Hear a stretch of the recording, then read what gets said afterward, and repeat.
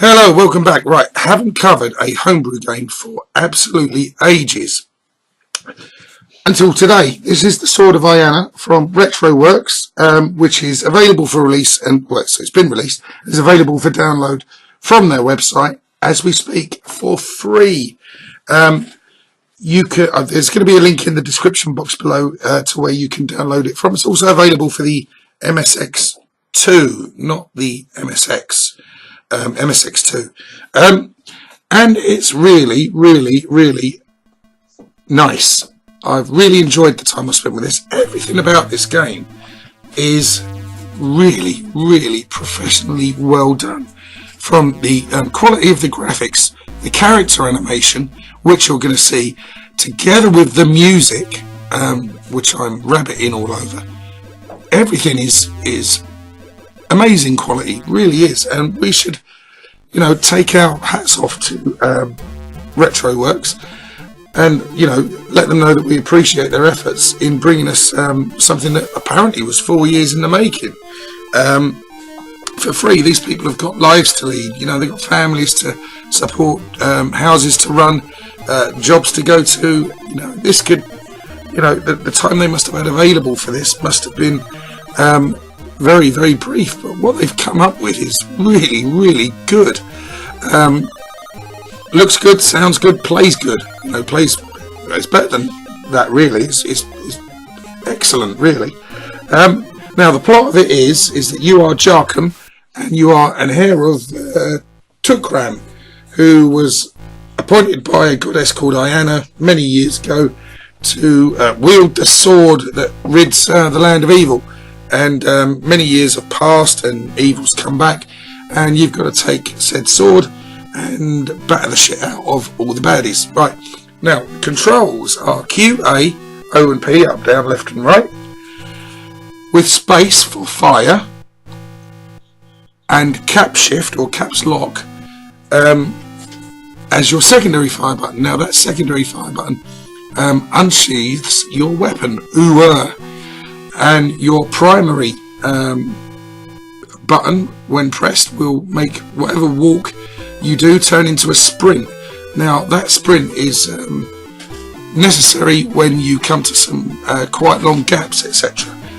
Just a point, just whenever you need to get rid of or pull a lever, you stand in front of it, don't press any other buttons, and then just press fire. Once you can only smash blocks and stuff like that by having the sword draw.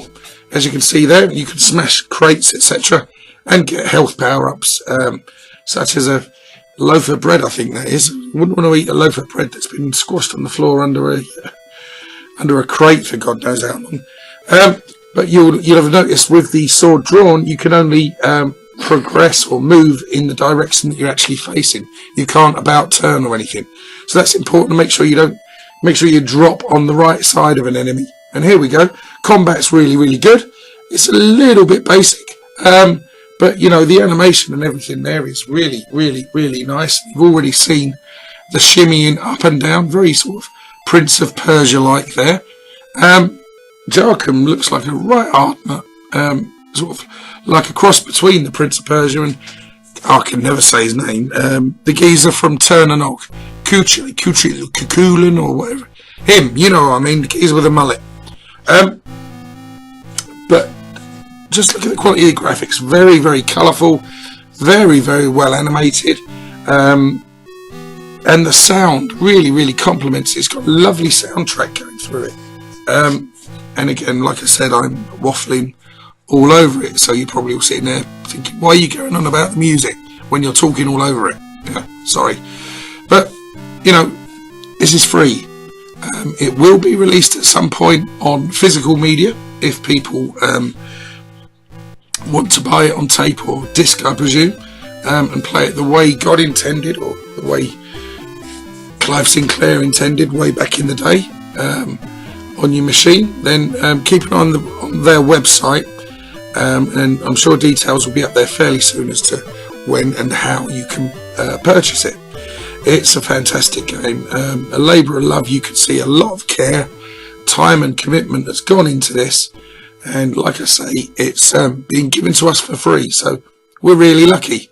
That's not to say that, you know, if it becomes available on for like hard copy purchasing, then by all means show your support for whoever it is that publishes it, and also again to Retroworks. Now you can also make a donation to them through their website, and if you're able to spare a couple of quid just in appreciation, then why not do it? You know, they've put a lot into this, and you know, they're giving it to us for nothing, and you know, it wouldn't be any hardship for any of us to spare a couple of quid, would it? But check it out. Now, one of the questions I would like to ask is, do you regularly check out the homebrew scene on the Spectrum? It's always been very strong, and it seems to be showing no signs of abating at all, really. There's loads and loads of titles coming out. You know, we've had them all throughout 2017.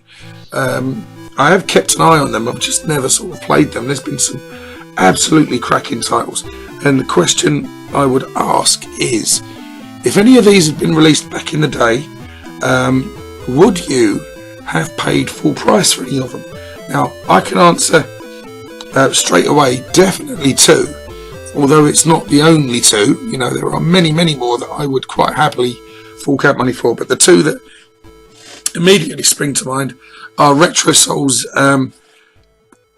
games, Tourmaline and Dreamwalker, 2 fantastic examples of you know, specky homebrew done right. They are fantastic games.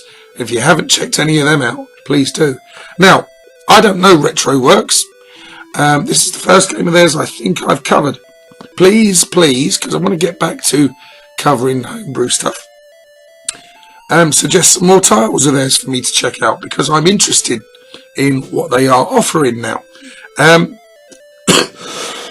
Excuse me, I've still got this pig of a throat infection. I'm going to let the rest of the video play out. Thanks ever so much for watching. If you like the video, please let me know. If you wish to subscribe, please do so. But if you do subscribe, as ever, please make sure that you take the time to join in the discussions. Thanks ever so much for watching the video. Take care of yourselves, and goodbye.